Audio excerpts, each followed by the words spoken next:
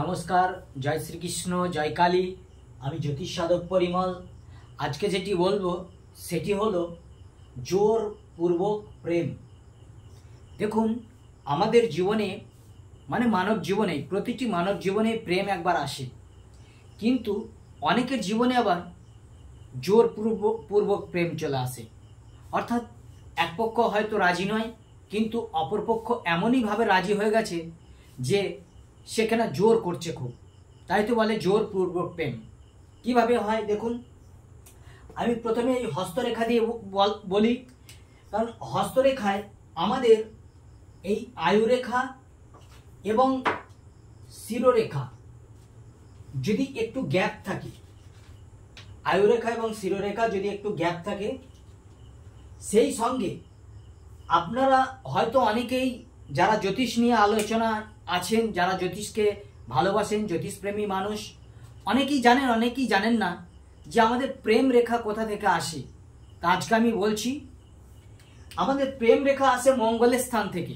আমাদের প্রেম রেখা আসে উচ্চ মঙ্গলের স্থান থেকে। উচ্চ মঙ্গল, এটি ভাগ্যরেখা, এটি উচ্চ মঙ্গল। অর্থাৎ বুধ থেকে চন্দ্র পর্যন্ত দুভাগে ভাগ করলে একটা বুধ, একটি চন্দ্র এবং মাঝখানটি হলো মঙ্গল। এই মঙ্গল থেকে কোনো রেখা যদি ভাগ্য রেখায় মেশে, সেটি হয় প্রেম রেখা। অর্থাৎ এই মঙ্গল থেকে কোনো রেখা গিয়ে ভাগ্যের স্থানে মিশলো, এটি হলো প্রেম রেখা। জীবনে জোরপূর্বক প্রেম আসবে, সঙ্গে আয়ুরেখা এবং শিরোরেখার মধ্যে একটু গ্যাপ থাকতে হবে। আর মঙ্গলের স্থান থেকে কোনো রেখা এসে যদি ভাগ্যস্থানে মেশে, সেটি হয় প্রেম। প্রেম হবেই জীবনে, এবং বিবাহ বন্ধনও হতে পারে। কিন্তু জোরপূর্বক প্রেম বলেছি, আমাদের জন্মছকে নবাংশ কুণ্ডলিতে লগ্নের থার্ড হাউসে যদি মঙ্গল এবং শুক্র, আমাদের প্রেম কে আনে? মঙ্গল এবং শুক্র, এই দুজন মিলে কিন্তু আমাদের প্রেম যোগ তৈরি হয়।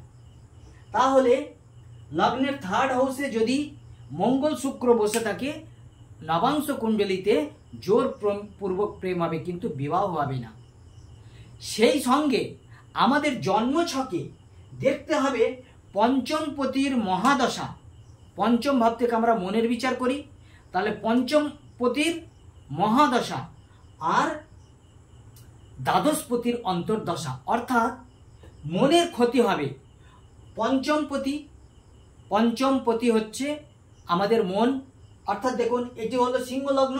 এই সিংহ লগ্নের ক্ষেত্রে পঞ্চমপতিকে দেবগুরু বৃহস্পতি, আর দ্বাদশপতি হলো চন্দ্র।